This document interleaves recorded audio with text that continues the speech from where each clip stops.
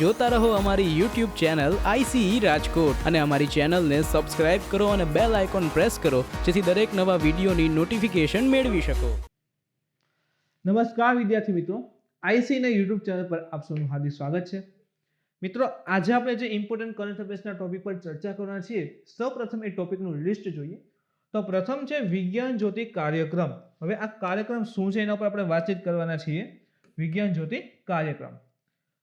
Second છે પેંગોક્ષ જે ક્ષેત્ર છે એમાં સૈન્ય સંકલિત વાપસી. આપણે સૌ જાણીએ છીએ ચર્ચાનો વિષય બની ગયેલ છે. જે પેંગોક્ષ લેક લદ્દાખમાં આવેલું છે. આઈ થિંક લાસ્ટ જીપીએસસીમાં આના ઉપર પ્રશ્ન પણ હતા. તો આ ક્ષેત્ર ઉપર જે પણ લાસ્ટ જૂનથી લઈને જે ભીડ ચાલી રહી છે સામસામે ટકરાવટની, એમાં અત્યારે નિર્ણય છે કે બંને દેશો જે પીછેહટ કરી રહ્યા છે, બંને દેશોની આર્મી પીછેહટ કરી રહી છે. તો એના ઉપર આપણે ચર્ચા વિચારણા કરશું. આના સિવાય પેંગોક્ષ ક્ષેત્ર વિશે પણ ઘણી બધી માહિતી મેળવવાના છીએ. ત્રીજો અગત્યનો ટોપિક છે ઉત્તર પ્રદેશમાં રાષ્ટ્રપતિ શાસન લાગુ કરવા સંબંધિત જે અરજી હતી એ સુપ્રીમ કોર્ટે ફગાવી દીધી. એક યાચિકા દાખલ કરવામાં આવી હતી સુપ્રીમ કોર્ટની અંતર્ગત કે ઉત્તર પ્રદેશ સ્ટેટની અંતર્ગત રાષ્ટ્રપતિ શાસનને લાગુ કરો. તો સુપ્રીમ કોર્ટે અરજી ફગાવી દીધી છે. પણ આપણા માટે રાષ્ટ્રપતિ શાસન જે છે ઇમ્પોર્ટન્ટ બને છે, કયા સંજોગોમાં લાગે છે એની વાત કરીશું. ચોથો ઇમ્પોર્ટન્ટ ટોપિક છે ભાઈ હિન્દુ કુશ અને જે કારાકોરમ શ્રેણી જે છે એમાં હવામાનનું જે પરિવર્તન છે એનો અહેવાલ આવેલો છે. હવે એક પ્રશ્ન થાય, હિન્દુ કુશ ક્યાં છે, કારાકોરમ શ્રેણી ક્યાં છે, શેનો ભાગ છે, સેવી રીતે ઇમ્પોર્ટન્ટ છે, બધી પ્રકારની ચર્ચા જે છે મિત્રો આપણે આગળ કરંટમાં કરવાના છીએ. તો ચાલો મિત્રો આપણું કરંટ અફેર્સ આજનું શરૂ કરીએ, જેનો પ્રથમ ટોપિક રહેલો છે વિજ્ઞાન જ્યોતિ કાર્યક્રમ. તો એ શું કાર્યક્રમ છે પેલા એની માહિતી મેળવીએ. તો વિજ્ઞાન જ્યોતિ કાર્યક્રમનો બીજો તબક્કો જે છે એ 11 ફેબ્રુઆરી 2021 ના રોજ શરૂ થયો છે. આ કાર્યક્રમ વિજ્ઞાનમાં મહિલા અને યુવતીઓના આંતરરાષ્ટ્રીય દિવસના અવસર પર શરૂ કરવામાં આવ્યો. તો જો ખાસ અહીંથી એક વસ્તુ થયું કે ભાઈ આ કાર્યક્રમ વિજ્ઞાનની અંતર્ગત સાયન્સમાં જે છે મહિલાઓની ભૂમિકા વધે એ ઉદ્દેશ્યથી આંતરરાષ્ટ્રીય દિવસ ઉપર જે છે શરૂ કરવામાં આવ્યો છે. તો વિજ્ઞાન જ્યોતિ જે છે એ ખાસ કાર્યક્રમ જે છે ભાઈ મહિલાઓની જે રુચિ જે છે સાયન્સમાં વધે એ માટે શરૂ કરવામાં આવેલો છે. મુખ્ય બિંદુ પર વાત કરીએ તો વિજ્ઞાન જ્યોતિ કાર્યક્રમ છોકરીઓને વિજ્ઞાનમાં રસ લેવા પ્રોત્સાહિત કરવા માટે શરૂ કરવામાં આવ્યો છે. સામાન્ય રીતે સાયન્સની અંતર્ગત જે છે વધારે ઇન્ટરેસ્ટ લે, જેથી કરીને નવા નવા રિસર્ચ ને ટેકનોલોજીને ડેવલપ થઈ રહ્યું છે, એમાં ક્યાંક એનો પણ ભાગ જે છે એ ખૂબ જ વધે એ ઉદ્દેશથી આ કાર્યક્રમ જે છે શરૂ કરવામાં આવેલ છે. આ તમને સ્ટેમમાં કારકિર્દી બનાવવા માટે પણ પ્રોત્સાહિત કરશે. જો સ્ટેમ થિયરી આજકાલ ખૂબ વધારે કરંટમાં છે. જેમ કે તમે જો સાઉદી અરબ છે જેને હોપ મિશને સક્સેસફુલી કમ્પ્લીટ કરેલ છે. તો સાઉદી અરેબિયા વિશ્વનો એક જ એવો દેશ છે જે આર્ટિફિશિયલ ઇન્ટેલિજન્સ નામની પોતાની એક મિનિસ્ટ્રી ચાલે છે. આપણે કેમ હોમ મિનિસ્ટ્રી હોય, ડિફેન્સ મિનિસ્ટ્રી છે, તો એ મુજબ સાઉદી અરેબિયાની અંતર્ગત આર્ટિફિશિયલ ઇન્ટેલિજન્સ નામની મિનિસ્ટ્રી પણ ચાલે છે. એની સાથે જ હોપ મિશનની બધું શા માટે જો આટલું બધું સાઉદી અરેબિયા આગળ વધી રહ્યું છે, ક્યાંક ને ક્યાંક વસ્તુ સો આઉટ કરે છે. સાઉદી અરેબિયા ખૂબ મહત્વપૂર્ણ સાબિત થઈ ગયું. ક્યાંક ને ક્યાંક કનેક્ટ કરવાની કોશિશ કરજો મિત્રો. ત્યાં જે મહિલાઓની ભૂમિકા છે ને હરેક ક્ષેત્રમાં એ ખૂબ જ વધતી જાય છે. એના તમે ફોટોગ્રાફ્સને જોશો ને તો તેમાં મહિલાઓ સાયન્ટિસ્ટની બધાને રજૂ કરે છે. મહિલા સાયન્ટિસ્ટનો સ્પેશિયલ ફોટા આપેલા છે. શા માટે તો એ શો આઉટ કરે છે કે હવે અમારા દેશમાં પણ મહિલાઓને જે સાયન્સની ક્ષેત્રની ભાગીદારી છે વધી રહી છે. તો ભારત પણ આ પ્રકારે આગળ વધવા માંગે છે. ભારત પણ એવું કહે છે કે ભાઈ સાયન્સની અંતર્ગત ખાસ કરીને સ્ટેમ થિયરી રહેલી છે, એમાં મહિલાઓ પણ એની કારકિર્દી બનાવે, એમાં મહિલાઓનો પણ મોટો ભાગ સમાવેશ થાય. તો એ માટે જે છે મહિલાઓને પ્રોત્સાહિત કરવા માટે આ જે કાર્યક્રમ જે શરૂ કરવામાં છે. હવે પ્રશ્ન સ્ટેમ શું છે?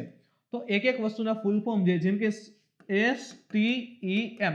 સ્ટેમ એસ ઉપરથી આવશે સાયન્સ આવશે, ટી ઉપરથી ટેકનોલોજી આવશે, ઈ ઉપરથી એન્જિનિયરિંગ અને એમ ઉપરથી મેથેમેટિક્સ. ઇવન સાઉદી અરેબિયા જેવા કન્ટ્રી તો જો તમે સ્ટેમમાં પાવરફુલ હોય તો એ દેશને ખાસ કરીને ઇન્વાઇટ કરે છે નવી નવી ટેકનોલોજી રિસર્ચને એના માટે. તો વિશ્વ અત્યારે સ્ટેમ ઉપર જઈ રહ્યું છે, યાદ રાખો, ખૂબ ઇમ્પોર્ટન્ટ સાબિત થશે. તો સ્ટેમની અંતર્ગત ઇન્ડિયામાં પણ ભૂમિકા વધે, ખાસ કરીને મહિલાઓની ભૂમિકા સ્ટેમની અંતર્ગત વધતી જાય એવા ઉદ્દેશ સાથે આ વસ્તુ જે છે શરૂ કરેલ છે, કાર્યક્રમ શરૂ કરેલ છે. સ્ટેમને યાદ રાખો science, technology, engineering and mathematics. આ કાર્યક્રમ દેશના 50 વધુ જિલ્લાઓમાં પણ લાગુ કરવામાં આવશે. તો જો એ યાદ રાખો આખા દેશમાં લાગુ પડે છે એવું નથી, 50 જિલ્લાની અહીં વાત કરે છે. તો છેલ્લા 1 વર્ષના શિક્ષણમાં જે છે સુધારો કરશે અને મહિલા સશક્તિકરણ માટે દેશના વધુ જિલ્લાઓમાં વિસ્તૃત કરવામાં આવશે. ખાસ કરીને કીધું કે મહિલાઓની ભૂમિકા જે છે સાયન્સના સેક્ટરમાં વધે એ ઉદ્દેશ અહીં રહેલો છે. આ પ્રોગ્રામની શરૂઆત જે છે એટલા માટે શરૂ કરવામાં આવી હતી કે વિજ્ઞાન અને તકનીકી ક્ષેત્રે મહિલાઓનું પ્રતિનિધિત્વ કેવું છે, ઓછું છે, તો એ વધે. અત્યારે આખા વિશ્વમાં જે છે પ્રતિનિધિત્વ વધી રહ્યું છે, ભારત કેવી રીતે પાછળ જાય. અને પણ આપણે પણ જો બંધારણમાં કે છે ને સમાનતાની એની વાત કરેલી છે. તો કે જે પણ પહેલેથી જેવા અમુક એવા કુરિવાજો હતા કે ભાઈ ભણતરના આ પ્રોબ્લેમ રહેતા, તો એ બધે દૂર કરો અને મહિલાઓને પણ જે કહેવાય ને કે સમકક્ષ રાખીએ અને સાયન્સના ક્ષેત્રમાં પણ ખૂબ વધારે આગળ વધે એવા ઉદ્દેશ્યથી આ કામ શરૂ કરવામાં આવેલ છે.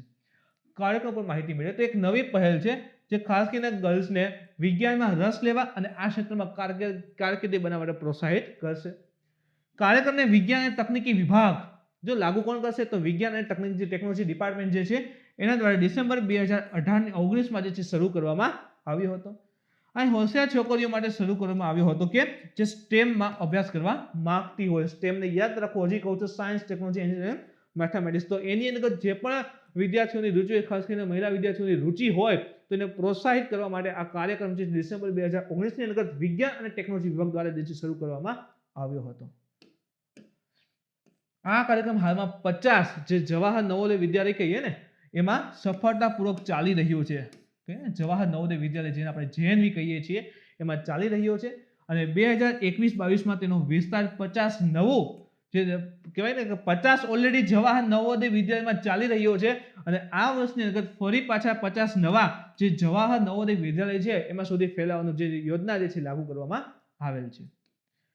આગળ વધી મિત્રો તો કે પેંગોત્સવ ક્ષેત્રમાં સૈન્યની સંકલિત વાપસી.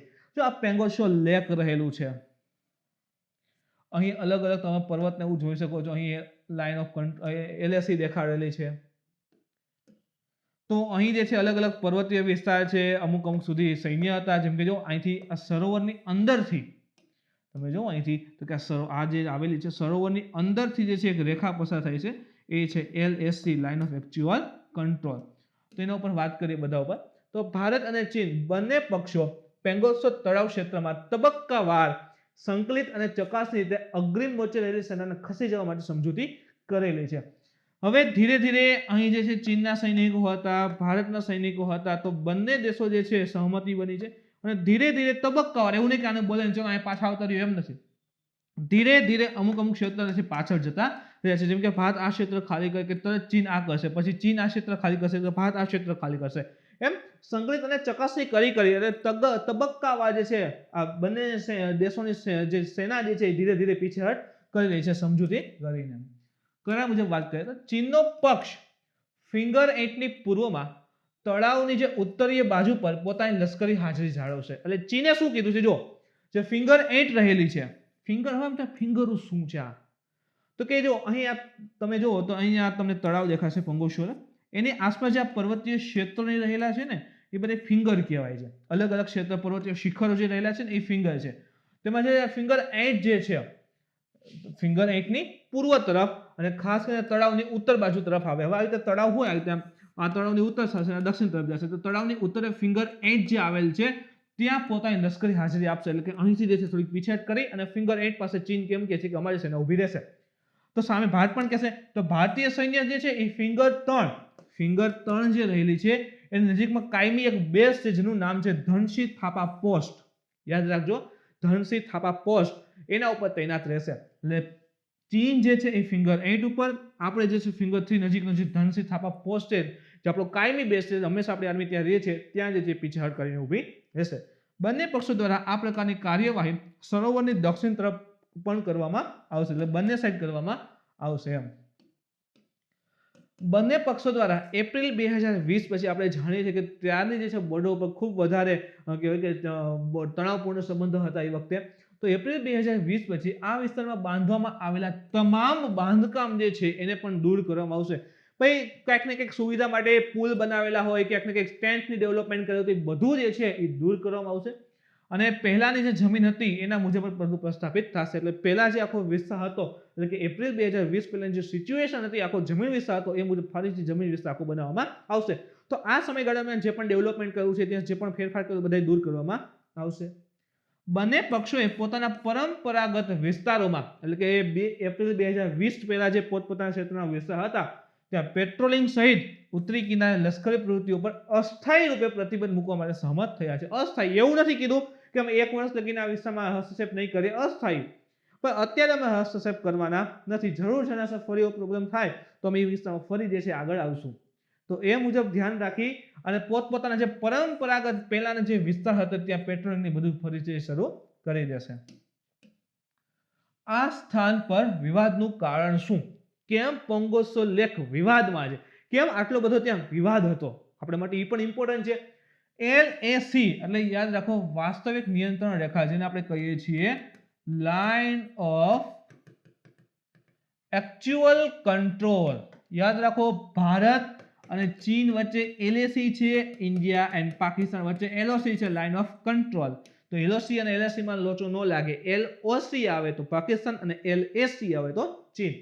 તો જે LAC જે છે લાઇન ઓફ એક્ચ્યુઅલ કંટ્રોલ, તે સામાન્ય રીતે આ જે રેખા છે એ પોંગોસો તળાવની પહોળાઈને છોડીને સ્થળ પરથી પસાર થાય છે. એટલે કે ખાલી જે પોંગોસો લેક છે સોરી ગાઈસ, જે પોંગોસો લેક છે તળાવ છે એને બાદ કરીને, જેમ કે આ પોંગોસો લેક, આને બાદ કરીએ તો બાકી બધા જમીન ઉપરથી જ પસાર થાય છે. આખા વિસ્તારમાં જમીન ઉપરથી જ પસાર થાય છે. માત્ર આ પોંગોસો લેક જેટલો વિસ્તાર છે અહીં જ એટલા પાણી ઉપરથી પસાર થાય છે, જેને લઈને વિવાદ છે. ચીન અમુક વિસ્તાર સુધી એમ કે અમારું છે, ભારત એમ કે આપણું છે, તો એને લઈને વિવાદ જે છે એ રહેલા છે. તથા વર્ષ 1962 પછી ભારતીય અને ચીની સૈનિકોને વિભાજિત કરે છે. આ LAC લાઇન જે છે 1962 માં ભારત અને ચીનનું યુદ્ધ થયું હતું. ઇન્ડિયા એન્ડ ચાઇના વોર જે છે 1962 માં 62 માં થયેલું છે, જેની પાછળ ઘણા બધા કારણો હતા યુદ્ધ થવાના. હવે આ 62 માં યુદ્ધ થાય છે, એમાં ભારતની હાર થાય છે અને પછી જે આખા કરારની બધું થાય છે શ્રીલંકામાં રશિયા વચ્ચે પડીને, તો એના મુજબ આ LAC બનતી હોય છે. તો જે LAC જે છે એ ભારતીય અને ચીની સૈનિકોને વિભાજિત આખી કરે છે કે એક તરફ ભારત રહેશે અને એક તરફ ચીન રહેશે. પેંગોસ ક્ષેત્રમાં આ રેખા પાણીમાંથી પસાર થાય છે. હમણાં આપણે જોયું ને, બાકી બધા જોઈએ તો સ્થળ ઉપરથી પસાર થાય છે, માત્ર પેંગોસોને છોડીને. અને પેંગોસોમાં ક્યાંથી પસાર થાય છે? પેંગોસો લેક છે, એમાં પાણી ઉપરથી પસાર થાય છે. હવે તો કે બંને પક્ષોએ તેમના ક્ષેત્રોને ચિહ્નિત કરીને પોતાના પ્રદેશો જાહેર કર્યા છે. પોતપોતાના દેશના જે પણ ક્ષેત્ર હોય એ ચિહ્નિત કરી દીધા કે અમારું ક્ષેત્ર છે અને જાહેર કર્યા કે અમારા છે. ભારતનું પેંગોક્સો ક્ષેત્રમાં 45 કિલોમીટરના અંતર સુધી નિયંત્રણ છે. એટલે આ પેંગોક્સો તળાવ હોય તો એના 45 કિલોમીટર સુધીનો જે એરિયા છે એનું નિયંત્રણ કોનું છે? ઇન્ડિયાનું છે. તથા તળાવના બાકીના ભાગમાં જે છે, સપોઝ કે જે પણ ભાગ વધે છે એનું નિયંત્રણ કોના દ્વારા હશે? તો કે ચીન દ્વારા. યાદ રાખો 45 કિલોમીટર લગીના ક્ષેત્રમાં ભારતનું નિયંત્રણ છે અને બાકીનું આગળનું જે ક્ષેત્ર રહેશે ત્યાં ચીન નિયંત્રણ કરે છે. પોંગોસો તળાવ અને ફિંગર્સમાં વિભાજિત, ફિંગર્સ અલગ અલગ કીધું ને, પાર્ટ રહેલા છે, શિખર રહેલા છે. તો પેંગોસો તળાવમાં ફિંગર્સના રૂપમાં વિભાજિત કરવામાં આવેલ છે. આ ક્ષેત્રમાં ભારત અને ચીન વચ્ચે LAC ને લઈને મતભેદો છે. તથા અહીં કુલ કેટલી ફિંગર છે યાદ રાખો, આ ક્લાસની માટે ઇમ્પોર્ટન્ટ પ્રશ્ન છે. કુલ કેટલી પેંગોસો ક્ષેત્રમાં ફિંગર આવેલી છે? તો ટોટલ 8 અલગ અલગ જે છે પેંગોસો ક્ષેત્રમાં ફિંગર આવેલી છે. ભારતે દાવો કર્યો કે LAC ફિંગર 8 ઉપરથી પસાર થાય છે અને આ સ્થાન પર ચીનની છેલ્લી સૈન્ય ચોકી છે. ધારો કે આ રીતે પેંગોસો લેક હોય, અમુક ક્ષેત્ર લગીને આપણું નિયંત્રણ છે, ધારો કે અહીંયા પર્વતીય ક્ષેત્ર હોય, તો ભારત એવું કહે છે કે આ ક્ષેત્ર ઉપરથી આ ફિંગર 8 જે રહેલી છે, F8 જે છે ફિંગર 8, એ ત્યાં સુધી જે છે ત્યાંથી LAC પસાર થાય છે. LAC અહીંથી પસાર થાય છે એટલે આ વિસ્તાર સુધી ભારતનું નિયંત્રણ છે અને અહીંથી જે છે ચીનનું નિયંત્રણ છે. તો ચીનની જે છેલ્લી સૈન્ય ચોકી હોવી જોઈએ તો એ ક્યાં હોવી જોઈએ? તો કે ફિંગર 8 ઉપર હોવી જોઈએ, એનાથી આગળ ન હોય. ભારત આ ક્ષેત્રમાં ફિંગર 8 સુધી આ ક્ષેત્રની સંરચનાને કારણે ચાઇના પેટ્રોલિંગ કરે છે.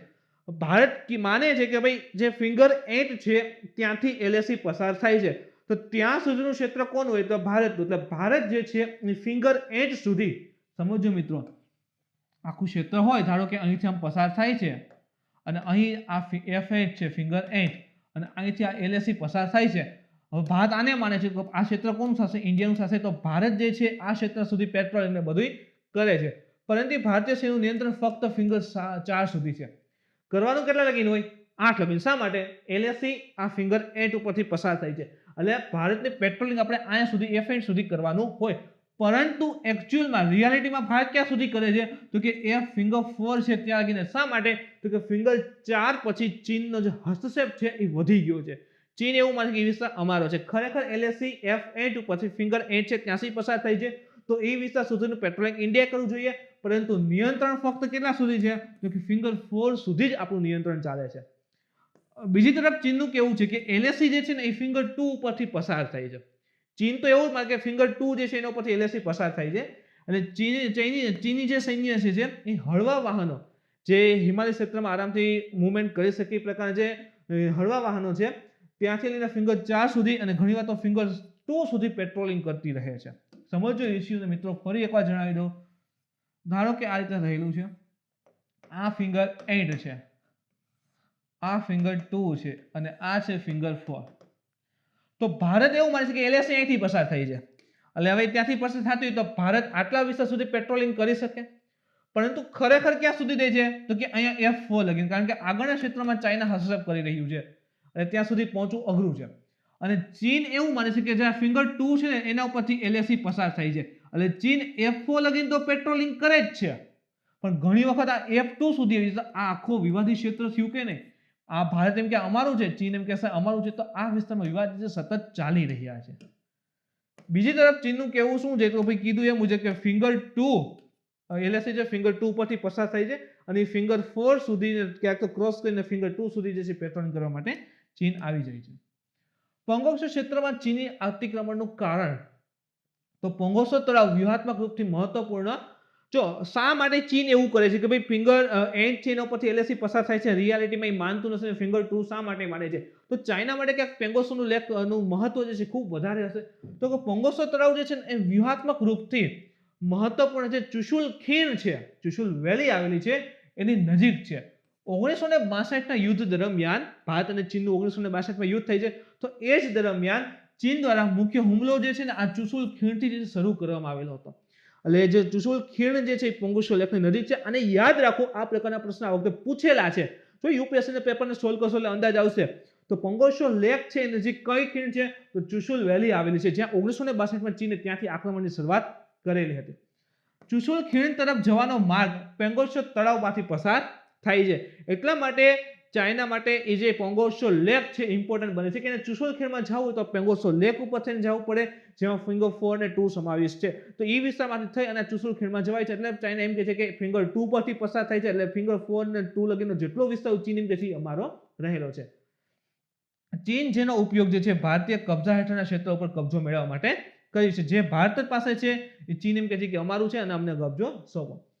ચીન પણ નથી ઈચ્છતું કે ભારત LAC ની આસપાસ ક્યાંય પણ તેના ઇન્ફ્રાસ્ટ્રક્ચરને વિસ્તૃત કરે. જો ચીન એવું નથી માંગતું, ચીન એવું ઈચ્છતું જ નથી કે LAC નજીક ભારત જે છે આ વિસ્તારમાં ઇન્ફ્રાસ્ટ્રક્ચર, ઇન્ડિયાનું ઇન્ફ્રાસ્ટ્રક્ચર ડેવલપમેન્ટ કરે. ચીનને ડર છે કે તેનાથી અક્ષય ચીન અને લશા કાશગાર રહેલો છે રાજમાર્ગ પર તેની સત્તા માટે ખતરો ઊભો થઈ શકે. જે અક્ષય ચીન અને લશા કાશગાર રસ્તો છે ને એના ઉપર એને ખતરો લાગશે. સપોઝ કે ચલો આખો વિસ્તાર છે, આ પોંગોંગ લેક છે, એની આસપાસ આપણે બધું ડેવલપ કરીએ છીએ, ઇન્ફ્રાસ્ટ્રક્ચર બહુ વધારે ડેવલપ કરીએ છીએ, તો ચીનનો એક રસ્તો છે અક્ષય ચીન લશા કાશગાર, એને લઈને એને ભય ઉત્પન્ન થાય છે. એટલા માટે ચીન નથી ઈચ્છતું કે પોંગોંગ લેક નજીક ભારતનું કોઈ પણ પ્રકારનું ઇન્ફ્રાસ્ટ્રક્ચર ડેવલપમેન્ટ થાય. હવે આ જે રસ્તો છે ને એના ઉપરનો કોઈ પણ ખતરો લદ્દાખ અને પાકિસ્તાનના કબજા હેઠળના જમ્મુ કાશ્મીરમાં ચીનના સામ્રાજ્યવાદી મહત્વાકાંક્ષાને અવરોધ પહોંચાડી શકે છે. તો આ રીતે આપણે જાણીએ છીએ કે અહીં POK રહેલું છે, પાકિસ્તાન ઓક્યુપાઈડ કાશ્મીર. તો અહીંથી જે આખો રસ્તો જે છે એ આ પોંગોંગ લેક નજીકમાંથી પસાર થાય છે, આ અક્ષય ચીનથી લશા કાશગાર. હવે અહીંયા કાંઈ પણ ભારત ડેવલપમેન્ટ કરે આ રસ્તાની બાજુમાં, તો ચીનને ડર છે કે આ રસ્તાને નુકસાન આવી શકશે, જેને લઈને એની જે POK સુધીની પહોંચ જે છે ને એ અઘરી બનશે. ઇવન ચાઇનાની જે થિયરી છે ને ઇન્સર્ટ કે યોજના જે રહી છે ને વન બેલ્ટ વન રોડ અથવા સિલ્ક રૂટ યોજના આપણે કહીએ છીએ, તો એના માટે એક ચેલેન્જિંગ સાબિત થઈ શકશે. જો પોંગોંગમાં એમાં ઇન્ફ્રાસ્ટ્રક્ચર ડેવલપમેન્ટ આપણે કરીએ તો ચીન એવું માંગે છે કે ત્યાં કંઈ ડેવલપમેન્ટ થાય નહીં. પોંગોંગ વિશે વાત કરીએ તળાવ, તો લદ્દાખી ભાષા, એક જો લદ્દાખી આવશે એક તિબેતી ભાષા આવશે, તો લદ્દાખી ભાષામાં પોંગોંગનો અર્થ શું થાય તો કે સમીપતા, નજીક એવું છે, અને તિબેટીની ભાષામાં એનો અર્થ થાય છે તળાવ. શું થશે કે પેંગોંગનો અર્થ થશે તળાવ અને લદ્દાખી ભાષામાં સમીપતા એવો થાય છે. પેંગોંગ સ્થળ લદ્દાખમાં 1400 ફૂટથી વધુની ઊંચાઈ ઉપર સ્થિત છે. પહેલા તો લદ્દાખમાં 1400 ફૂટથી વધારે ઊંચાઈ ઉપર આવેલું તળાવ છે. એ એક લાંબી, ઊંડી અને લેન્ડલોક તળાવ છે. એટલે ચારે બાજુ જમીન છે કે સરોવર સાથે કોન્ટેક્ટ એવું કઈ રહેલું નથી. અને લંબાઈ કેટલી છે તો અંદાજિત 135 કિલોમીટર સુધી એની લંબાઈ રહી છે. પહોળાઈ પણ ખૂબ જ વધારે છે. તેથી જ ભૂસન્નતિમાંથી એક રચાયેલ છે. તેથી સાગર હતો ને એના જ એક ભાગ રૂપે છે એવું સમજો ભૂસન્નતિમાં, કે જે તેથી સાગર હતો પછી સાગર પ્લેટ નીચે તરફ જાય છે અને જે પ્લેટ ટેકનિકની ઘટના ઘટે ધક્કો લાગે એમાં પ્લેટ ઉપર તરફ જાય તો સાગરનો એક ભાગ હોય છે એ ઉપર તરફ જતો રહે. સમુદ્રની પ્લેટ તમે જો એક આ રીતે હશે, 33ની પ્લેટ એક આ રીતે હશે અને આ ભારતની પ્લેટ હશે. તો ધીરે ધીરે ધક્કો લાગે છે પણ જે છેલ્લો ભાગ હશે જે ખીણ જેવો વિસ્તાર હોય આ રીતે, તો એ ભાગને ધક્કો લાગે અને ઉપર તરફ જઈએ હોય તો ઉપર તરફ વહી ગયો. તો આ જે નાનો ભાગ હતો અત્યારે ઉપર તરફ વહી ગયો છે. હવે સમુદ્રનો ભાગ હતો થોડું ઘણું ખારું પાણી પણ જોવા મળશે. તો પોંગોસો લેક જો હિમાલયમાં આવેલું છે છતાં એનું પાણી કેવું છે? ખારું છે. તો એ ખારા પાણીનું સરોવર છે. આ લાસ્ટ ટાઈમ પૂછેલો પ્રશ્ન છે. કારાકોરમ પર્વતમાળા જેમાં K2 આપણે જાણીએ છીએ કારાકોરમ શ્રેણી પણ પસાર થાય છે આ વિસ્તારમાંથી, અને K2 જે છે ભારતનું સૌથી ઊંચું અને વિશ્વનું બીજા નંબરનું સરોવર શિખર છે જેને આપણે કહીએ છીએ માઉન્ટ ગોડવિન ઓસ્ટેન. તો એની સિવાય એની સાથે જ એક તો K2 જોવા મળે છે કારાકોરમ શ્રેણીમાં. આની સિવાય 6000 મીટરની ઊંચાઈ ધરાવતા ઘણા બધા પર્વતો આ શ્રેણીમાં જોવા મળે છે. ઇવન કારાકોરમની સરેરાશ ઊંચાઈ પણ કેટલી છે તો કે 6000 મીટર રહેલી છે. તથા આની નજીક જે તજાકિસ્તાન, અફઘાનિસ્તાન, પાકિસ્તાન, ચાઇના અને ભારતમાંથી પસાર થઈને પેંગોંગના ઉત્તરીય કિનારા ઉપર સમાપ્ત થાય છે. અલગ અલગ ઘણા બધા પર્વતો, જેમ કે જો તમને યાદ આવે તો પામીરની ગાંઠ, અહીંથી ઘણા બધા અલગ અલગ પર્વતો નીકળે છે. કારાકોરમ શ્રેણીનો ઘણો બધો ભાગ તજાકિસ્તાન, અફઘાનિસ્તાન, પાકિસ્તાન, ચાઇના, ભારતમાંથી પડીને આ જે પેંગોંગ લેક છે ને એના ઉત્તરી ભાગમાંથી પસાર થાય છે. તેના દક્ષિણ કિનારા પર એક સ્પંગુર તળાવ આવેલું છે, એને યાદ રાખજો. એક તો પેંગોંગ લેક એનો જે દક્ષિણ છેડો આવે છે ત્યાં શું છે તો કે સ્પંગુર તળાવ આવેલું છે અને એની તરફ ઢોળાવયુક્ત ઊંચા વિખંડિત પર્વતો છે. વિખંડિત એટલે ખંડિત પર્વતો ત્યાં આવેલા છે. એના પછી મિત્રો જે મુદ્દો છે કે ઉત્તર પ્રદેશમાં રાષ્ટ્રપતિ શાસન કરવા ઉપર જે યાચિકા હતી એને સંબંધિત અરજીને સુપ્રીમ કોર્ટે શું કરી છે? ફગાવી દીધી છે. શા માટે આ વસ્તુ હતી? શા માટે રાષ્ટ્રપતિ શાસનની માંગ આવી હતી? જોઈએ. તાજેતરમાં સુપ્રીમ કોર્ટ દ્વારા ઉત્તર પ્રદેશમાં કથિત રૂપથી બંધારણીય શાસનના ભંગ, બંધારણ મુજબ જે શાસન હોવું જોઈએ ચાલતું નથી, તો બંધારણ શાસનના ભંગ અને રાજ્યમાં વધતા જતા ગુનાઓને ધ્યાનમાં રાખીને રાષ્ટ્રપતિ શાસન લાદવાની માંગ કરતી એક જે યાચિકા હતી, જાહેર હિતની અરજી હતી, એને સુપ્રીમ કોર્ટે ફગાવી દીધી છે.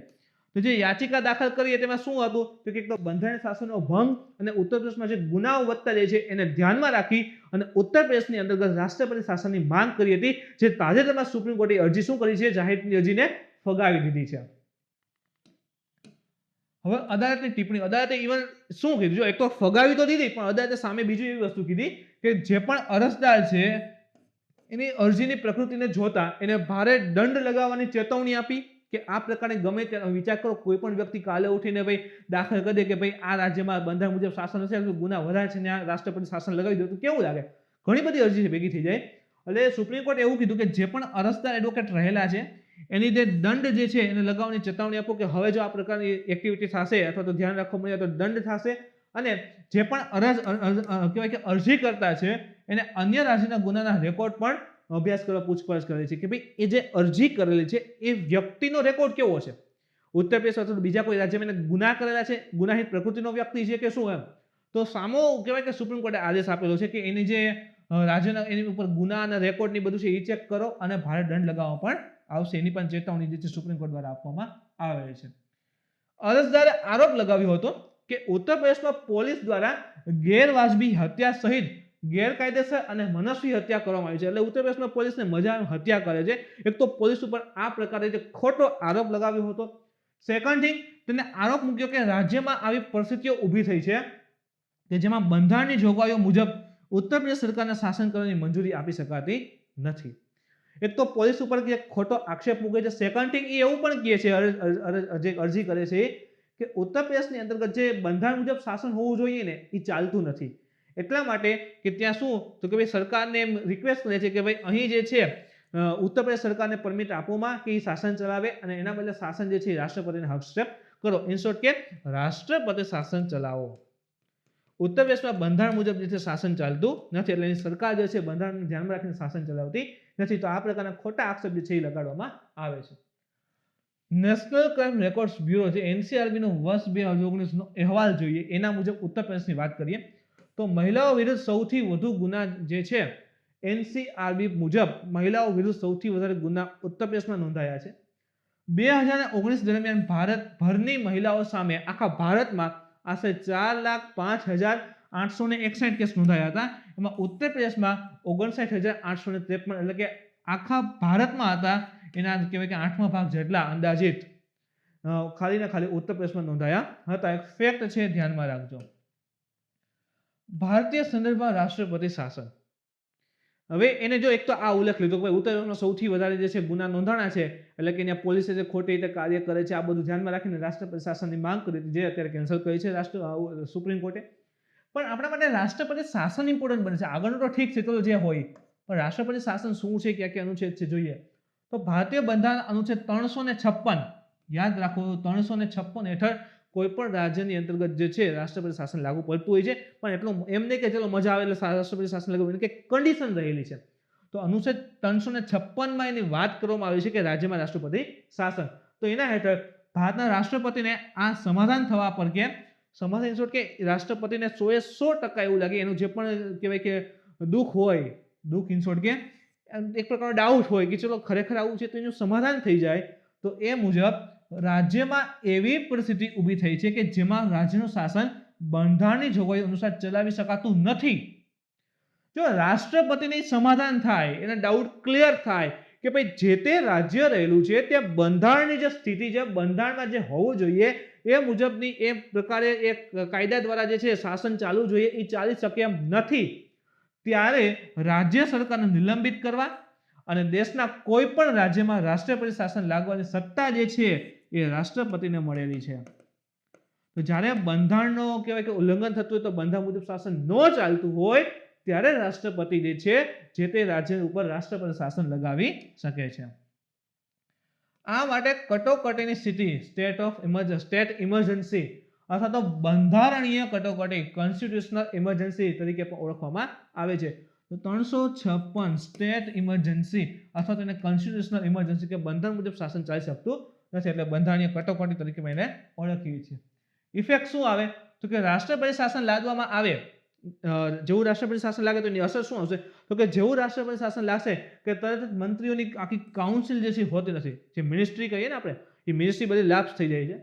અને આ દરમિયાન વિધાનસભા સ્થગિત થઈ જાય અથવા તો એને શું કરી દે, કેન્સલ બંધ કરી દેવામાં આવતું હોય છે. આખી જે કેબિનેટ કમિટી હોય, કેબિનેટ હોય, આખી એક તો કેન્સલ થઈ જાય, કેબિનેટ મંત્રીઓની આખી કાઉન્સિલ હોતી નથી, બંધ થઈ જાય, લેપ્સ થઈ જાય છે, અને વિધાનસભા સ્થગિત અથવા તો બંધ કરી દેવામાં આવતી હોય છે. રાજ્યની સરકાર જે છે એ કેન્દ્ર સરકારના સીધા નિયંત્રણ હેઠળ આવે છે. ડાયરેક્ટલી જે તે રાજ્યનું શાસન જે છે એ કેન્દ્ર સરકાર અંતર્ગત આવી જાય, અને રાજ્યપાલ જે છે એ ભારતના રાષ્ટ્રપતિની રજૂઆતથી કાર્યવાહી ચાલુ રાખે છે. જે મુજબ રાષ્ટ્રપતિ કહેશે એ મુજબ રાજ્યપાલ કરશે, અને આખું શાસન જે છે કેન્દ્ર સરકારના સીધા નિયંત્રણમાં આવી જાય. ક્યારે તો કે જ્યારે રાજ્યની અંતર્ગત જે છે ઇમરજન્સી લાગે ત્યારે. સંસદીય મંજૂરી અને મુદત.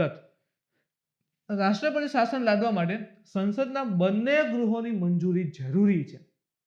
બંને ગૃહની મંજૂરી જરૂરી લેવી પડે છે. રાજ્યમાં રાષ્ટ્રપતિ શાસનની મંજૂરી પછી, જો જે તે રાજ્યમાં રાષ્ટ્રપતિ શાસન હોય અને એની જે રાજ્યમાં મંજૂરી પછી 6 મહિનાના સમયગાળા માટે તે અમલમાં રહેશે. જેવું લાગુ પડશે કે 6 મહિના સુધી સતત જે છે લાગુ કરી શકાય છે. વચ્ચે એને સ્ટોપ કરો તો થઈ શકે, પણ મેક્સિમમ સમયનો 6 મહિના સીધો ડાયરેક્ટલી રહેલો છે. રાષ્ટ્રપતિ શાસન મહત્તમ 3 વર્ષ સુધી લગાવી શકાય. મેક્સિમમ કેટલા તો કે સતત જે 3 વર્ષ સુધી લાગુ પડી શકાય, પરંતુ દર 6 મહિને જે છે એ સંસદના બંને ગૃહોમાંથી પસાર થવું જરૂરી છે. સપોઝ કે ધારો કે 1 જાન્યુઆરી લાગે છે, તો એના 6 મહિના સુધી કન્ટિન્યુઅસલી રહી શકે, પણ જેવા 6 મહિના પૂરા થશે કે તરત જ એને ફરી જે છે સંસદના બંને ગૃહમાંથી પસાર કરાવવું પડે. જે કહેવાય ને ઇમરજન્સી, બંને ગૃહમાંથી પસાર થાય તો ફરી 6 મહિના માટે લાગે.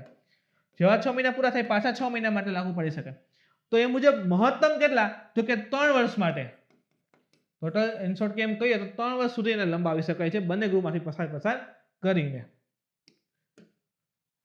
રાજ્યપાલનો અહેવાલ. રાજ્યપાલની શું હશે તો કે અનુચ્છેદ 356 હેઠળ રાષ્ટ્રપતિએ રાજ્યપાલની રિપોર્ટ પ્રાપ્ત કરવા અથવા તથ્યાથી સંતુષ્ટ હોવા પર કે રાજ્યમાં આવી સ્થિતિ ઉત્પન્ન થઈ છે. ઇન શોર્ટ, રાજ્યપાલ જે છે એ રાષ્ટ્રપતિને જણાવે કે સ્ટેટની અંતર્ગત બંધારણીય સિસ્ટમ હોવી જોઈએ, એના મુજબ સરકાર ચાલી રહી નથી અને રાષ્ટ્રપતિ એના સાથે સહમત થાય, રાષ્ટ્રપતિને યોગ્ય લાગે તો રાષ્ટ્રપતિ જે છે એ શાસન જે છે રાષ્ટ્રપતિ શાસન લાગુ પાડે છે. એટલે કોણ એને જણાવશે? તો યાદ રાખો, રાજ્યપાલ. રાજ્યપાલથી રિપોર્ટ પ્રાપ્ત કરવા અથવા તો તથ્યથી સંતુષ્ટ હોવા પર રાજ્યપાલ જણાવે ત્યાંથી જો રાષ્ટ્રપતિ સંતુષ્ટ થાય કે રાજ્યમાં આવી સ્થિતિ ઉત્પન્ન થઈ છે કે રાજ્ય સરકાર બંધારણની જોગવાઈઓ અનુસાર શાસન ચલાવી શકતી નથી, તો રાષ્ટ્રપતિ દ્વારા શાસન કરાયેલ નિયમ જે છે લાગુ પડતા હોય છે. એટલે જો રાજ્યપાલ કહેશે એ મુજબ જે છે રાષ્ટ્રપતિ કાર્ય કરશે સ્ટેટ ઇમરજન્સી માટે. એના પછી મિત્રો વાત કરીએ તો હિન્દુકુશ અને કારાકોરમ શ્રેણી ઉપર હવામાન પરિવર્તનનો અહેવાલ આવેલો છે. જે હિન્દુકુશ માઉન્ટેન રેન્જ જે છે અને કારાકોરમ છે, યાદ રાખો કારાકોરમ તો આપણા વિસ્તારમાંથી પસાર થઈ છે. જે હિન્દુકુશ માઉન્ટેન રેન્જ છે, પર્વતમાળા જે છે એ આવેલી છે ખાસ કરીને અફઘાનિસ્તાનની અંતર્ગત. અહીં તમે જો તો આ હિન્દુકુશ પર્વતમાળા છે, અહીં હિન્દુકુશ છે, આ આવેલી છે કારાકોરમ. તો હિન્દુકુશનો જે મહત્તમ ભાગ તમે જો તો અહીં તમે જો આ પાકિસ્તાન આવતું હશે, આ રીતે આ પાકિસ્તાન છે અને અહીં જુઓ તો આ અફઘાનિસ્તાનનો ઇસ્યુ છે, આ અફઘાનિસ્તાન છે. તો અફઘાનિસ્તાનમાં હિન્દુકુશ પર્વતમાળા આવે છે. તો એને લઈને અને કારાકોરમ તો આપણા ઇન્ડિયામાં છે, તો એને લઈને કંઈક આબોહવા પરિવર્તનનો અહેવાલ આવેલો છે. ઇમ્પોર્ટન્ટ આપણા માટે એટલું છે કે તાજેતરમાં ઉત્તરાખંડમાં જે ગ્લેશિયર બ્રસ્ટ થયેલ છે તો એને લઈને કંઈક ને કંઈક ક્યાંક જોડી શકાશે. આને ભારતીય ક્ષેત્ર પરના આબોહવા પરિવર્તન ઉપર આકારણી એટલે કે assessment of climate change over the Indian region. ભારતીય ક્ષેત્રની અંતર્ગત જે પણ આબોહવા પરિવર્તન થઈ રહ્યું છે એના ઉપર આકારણી એટલે કે જે મેપિંગ જે છે તૈયાર કર્યું છે કે કયા પ્રકારે પરિવર્તન જે છે સતત થઈ રહ્યા છે, તો એક પ્રકારે આકારણી કરી છે અને એના અહેવાલ મુજબ જે હિન્દુકુશ હિમાલય પર્વતમાળાઓની શિખરો પર છેલ્લા કેટલાક દાયકાઓમાં હિમવર્ષામાં વધારો થયો છે. જો અહીં ઉલટું છે, હિન્દુકુશની શ્રેણી આવેલી છે ને આ વિસ્તારમાં, અહીં જે છે બરફ વર્ષામાં શું થયો છે? વધારો થયો છે. અહીં વધારે બરફ જમા થઈ ગયો છે અને જેના કારણે આ ક્ષેત્રમાં હિમ નદીઓનું નિર્માણ થઈ ગયું છે. આપણે શું થયું કે અહીંયા હિમ નદીઓ પીગળે છે ક્લાઇમેટ ચેન્જના લીધે અને આ ક્ષેત્રમાં વધારે પડતો બરફ પડે છે. જો આ પણ એક ક્લાઇમેટ ચેન્જિસ ઇફેક્ટ છે કે રેગ્યુલર ઘટના ઘટે છે એનાથી વિરોધ થાય છે.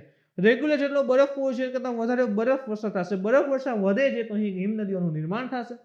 તો પણ આ પણ ક્લાઇમેટ ચેન્જીસ ઇફેક્ટ આપે છે, જેના લીધે અહીં જે છે નવી હિમ નદીઓના નિર્માણ થઈ રહ્યા છે.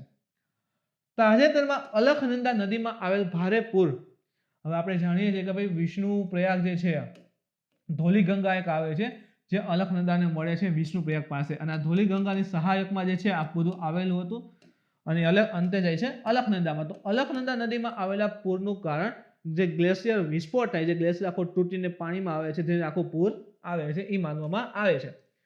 જેને હાલના દાયકાઓમાં ગ્લોબલ વોર્મિંગને લીધે ગ્લેશિયર જે છે એ ઝડપથી જે છે પીગળી રહ્યા છે એના મુદ્દાને ઉજાગર કર્યો.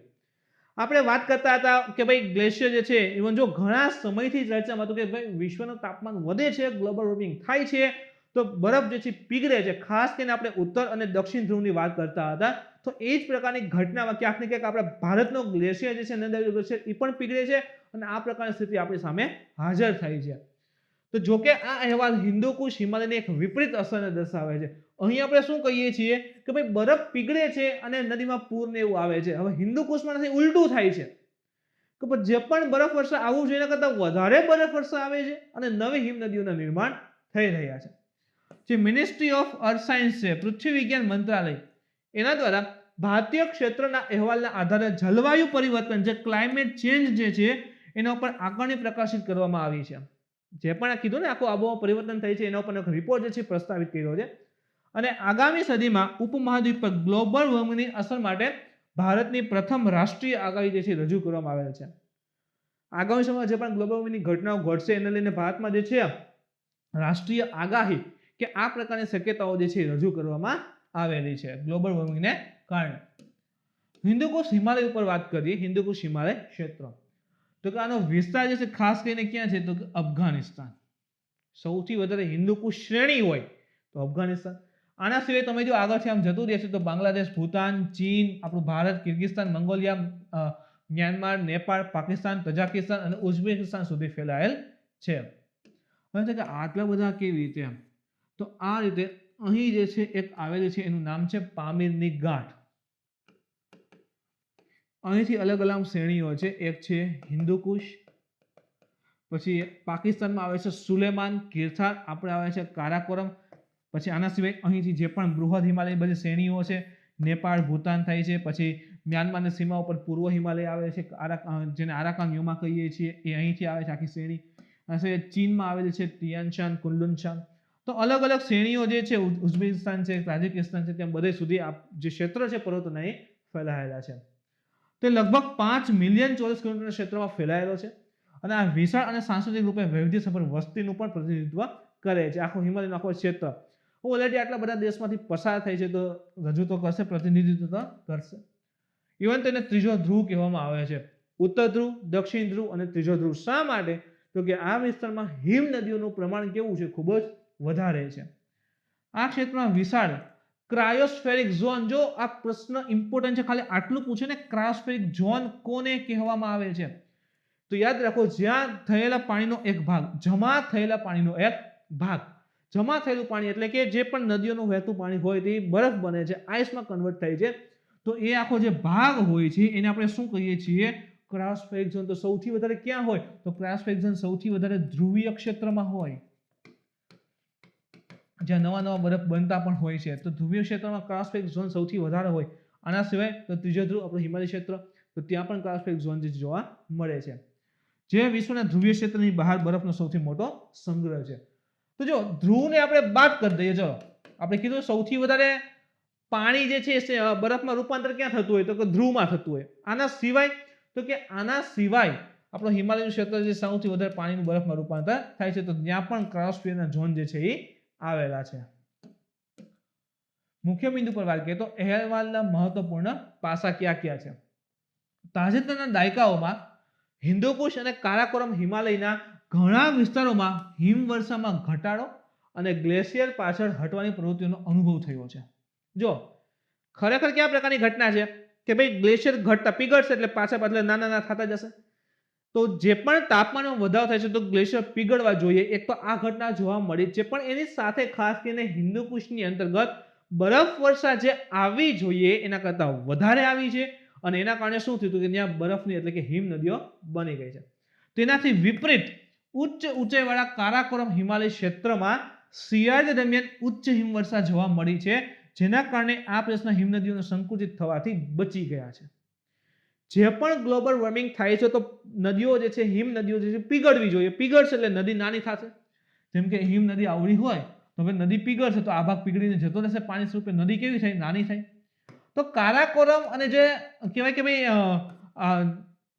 વાત કરીએ આપણે કારાકોરમ અને હિન્દુકુશની, તો હિન્દુકુશ અને કારાકોરમ ક્ષેત્રનો જે ઊંચાઈવાળો ભાગ છે ને, ઊંચાઈ ઉપરનો જે ભાગ હશે, તો ત્યાં શું થયું છે કે ભાઈ શિયાળામાં ખાસ અત્યારે વધારે બરફ વર્ષા થઈ.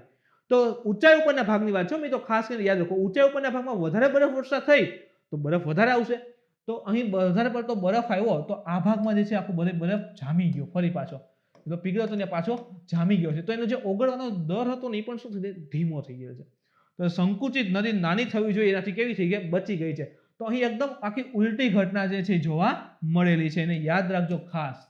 હવે શા માટે બરફ વર્ષા થાય? તો કે ભાઈ વેસ્ટર્ન ડિસ્ટર્બન્સને યાદ કરો. મેં તમને ઓલરેડી એકવાર કરંટમાં દીધેલું છે કે ભાઈ વેસ્ટર્ન ડિસ્ટર્બન્સ છે, વેસ્ટર્નની જેટ આવતા હોય છે ભૂમધ્ય સાગર ઉપર, તો એ જે હિમાલયના ક્ષેત્રમાં આવે છે, હવે એમાં જે પણ બાષ્પ હશે, ખાસ કરીને બહુ વધારે ઠંડી થાય તો શું થાય છે કે ભાઈ બરફમાં બને રૂપાંતર થઈ જાય. સિમ્પલ વિચારો કે આ જમ્મુ કાશ્મીરનું ક્ષેત્ર છે, હવે અહીંયા ભૂમધ્ય સાગર છે, એના ઉપરથી પવન આવતા હોય તો એમાં ભેજ તો હોય જ, સમુદ્ર ઉપરથી આવે.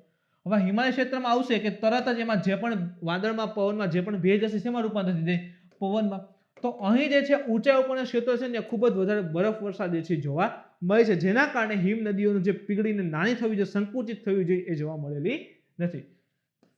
કારાકોરમ એશિયાના મધ્યમાં સ્થિત એક જટિલ પર્વતમાળા ભાગ છે, જેમાં પશ્ચિમમાં કીધું ને કે જો કારાકોરમ ખાસ કરીને એટલા માટે ઇમ્પોર્ટન્ટ છે, અહીં હિન્દુકુશ, સુલેમાન, કિરથાર, કારાકોરમ, તિયાનશાન, કુનલુનશાન અને અહીંયા આવે છે પામીરની ગાંઠ. તો ઉત્તર પૂર્વમાં કુનલુન પર્વતના દક્ષિણે બધું સ્થિત છે. કીધું ઉત્તર પશ્ચિમમાં પામીર, અહીંયા પામીરની ગાંઠ આવી છે, ત્યાંથી અલગ અલગ પર્વત આમ જે છે ગોઠવાયેલા છે. તો કારાકોરમ રીતે પણ ઇમ્પોર્ટન્ટ બને છે. તેમ છતાં કારાકોરમ હિમાલયની ઊંચાઈએ શિયાળામાં બરફવર્ષાની ઘટનાઓ વધી રહી છે. બરફવર્ષાની શિયાળામાં જે ઘટના શું થાય છે? વધે છે, વધારે પડતો બરફવર્ષા થાય છે. વળી હિન્દુકુશ કારાકોરમ ક્ષેત્રમાં વાતાવરણમાં શિયાળાની ઋતુ દરમિયાન અન્ય મોસમની તુલનામાં ગ્લોબલ વોર્મિંગના ઊંચા દર પાછા જોવા મળે છે. તો અન્ય ઋતુની સાપેક્ષમાં, અન્ય જગ્યા જોઈએ એની સાપેક્ષમાં, તો ગ્લોબલ વોર્મિંગ જે થવું જોઈએ એનાથી વધારે, જેમ કે 1.3 અથવા 1.4 અંશ સેલ્સિયસ હોવું જોઈએ, એની સાપેક્ષમાં 2 અંશ સેલ્સિયસ જાય છે, 2.5 અંશ સેલ્સિયસ જઈ શકે. તો સામાન્ય રીતે તાપમાન જે હોવું જોઈએ એના કરતાં વધારે જોવાઈ મળ્યું છે. પાછો બરફ વર્ષા કેવો થયો છે? વધારે થયો છે.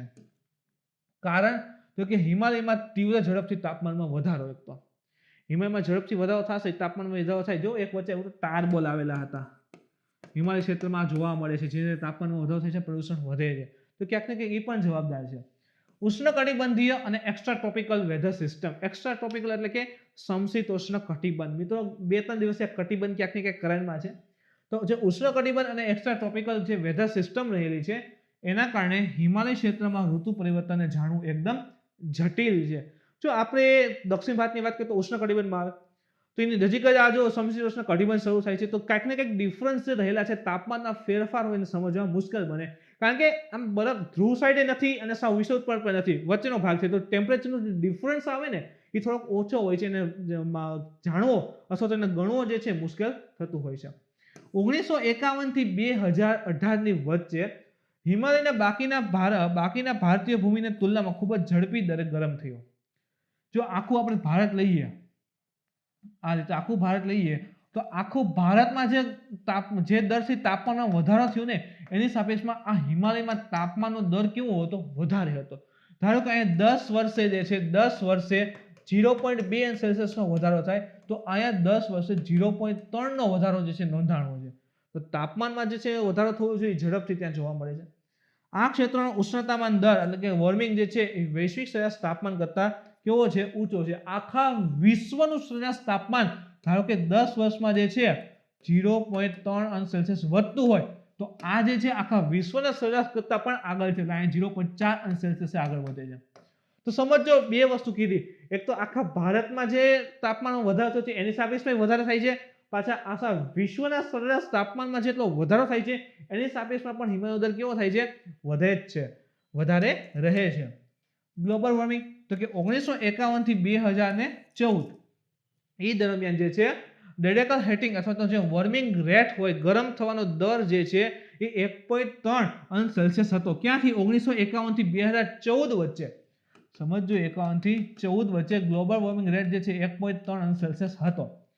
હવે 1900 થી 1950 ની વાત કરીએ તો આ દરમિયાન ગ્લોબલ વોર્મિંગનું જે પૂરતું જે છે સ્પષ્ટ ન હતું, એના વિશેની માહિતી જે છે એટલી બધી ક્લિયર ન હતી. પરંતુ ત્યારે તેમાં 0.16 અંશ સેલ્સિયસનો જે છે વધારો જોવા મળ્યો હતો. તો બે આંકડાની કમ્પેરિઝન છે કે 1900 સાલથી શરૂ કરી અને 1950 સુધીની વાત કરીએ ને તો અંદાજે 0.16 અંશ સેલ્સિયસ. હવે એટલી બધી ઇન્ફોર્મેશન નહોતી, ગ્લોબલ વોર્મિંગ વધારે જોવા મળતું નહોતું. હવે 1951 થી વાત કરીએ કે 2014 સુધી, તો ત્યારે ઈ દર થઈ ગયો 1.3 અંશ સેલ્સિયસ. વિચાર કરો કે 0.16 અને 1.3 અંશ સેલ્સિયસ, તો આટલા તાપમાનના દરમાં વધારો થાય તો તેને બરફને પીગળવાનો દર કેવો થશે? વધી તો જશે જ. એટલે ગ્લોબલ વોર્મિંગની અસર આવી રહી છે.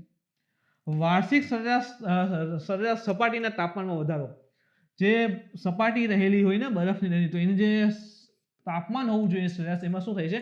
વધારો થાય છે.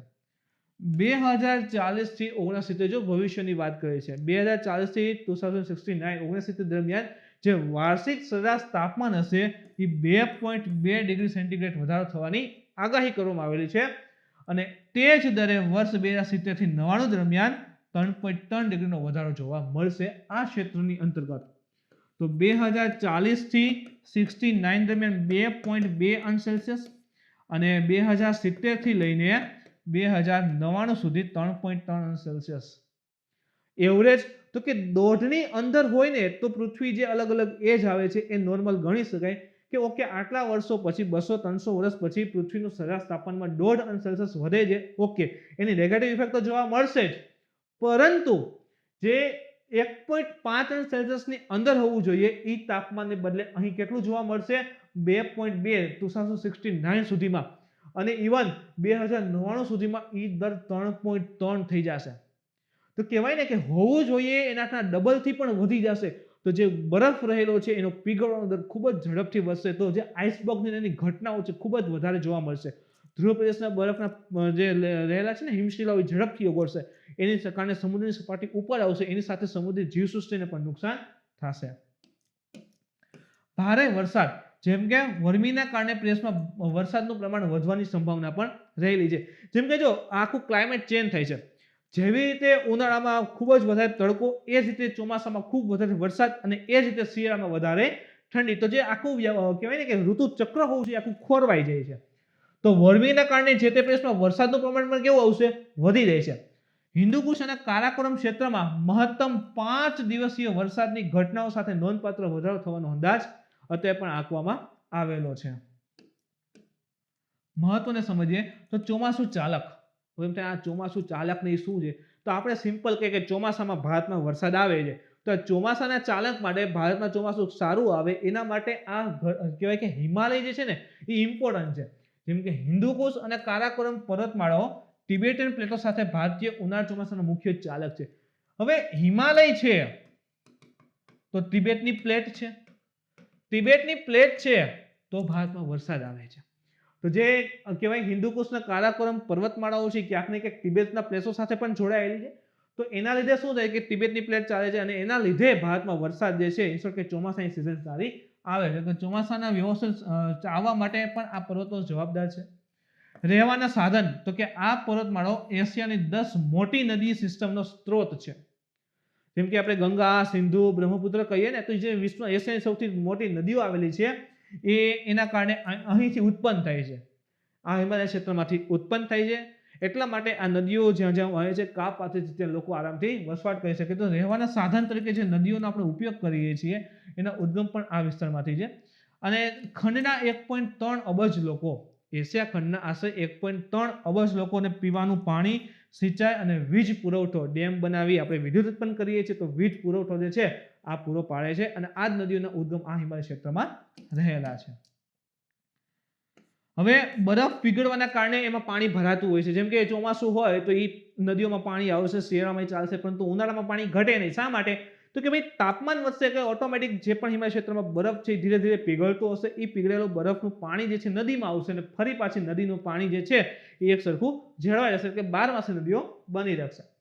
ઉત્તર અને દક્ષિણ ધ્રુવ પછી હિન્દુકુશ અને કારાકોરમ પર્વતમાળામાં તિબેટન પ્લેટફોર્મ પર તાજા પાણીનો સપ્લાયનો સૌથી મોટો જથ્થો રહેલો છે. હંમેશા મિત્રો યાદ રાખો, બરફ બને ને, ઇવન સમુદ્રમાંથી પણ બરફ બને ને તો હંમેશા મીઠા પાણીના બને. એમાં ક્ષાર અલગ થઈ જાય, જે ક્લીન વોટર મીઠું પાણી એમાંથી બરફ બને. તો બંને ધ્રુવીય ઉત્તર અને દક્ષિણ ધ્રુવના ક્ષેત્ર જે છે કે જ્યાં બરફ પીગળી અને મીઠું પાણી બને છે, આ બંને ક્ષેત્ર પછી જો બરફ પીગળીને સૌથી વધારે મીઠું પાણી બનતું ક્ષેત્ર હોય તો હિન્દુકુશ અને જે કહેવાય ને કે પર્વતમાળા કારાકોરમ રહેલી છે તે વિસ્તાર રહેલો છે. તો મિત્રો આ હતું આજનું કરંટ અફેર્સ. આજના લેક્ચરમાં તમને કંઈ ડાઉટ હોય, ક્વેરી હોય તો તમે કોમેન્ટ કરીને જાણી શકો છો. મિત્રો આજનો વિડીયો ગમ્યો હોય તો લાઈક કરો, શેર કરો, તમારા મિત્રો સુધી પહોંચવા માટે કોશિશ કરો. કાલે ફરી મળીશું નવા ટોપિક સાથે. Thank you.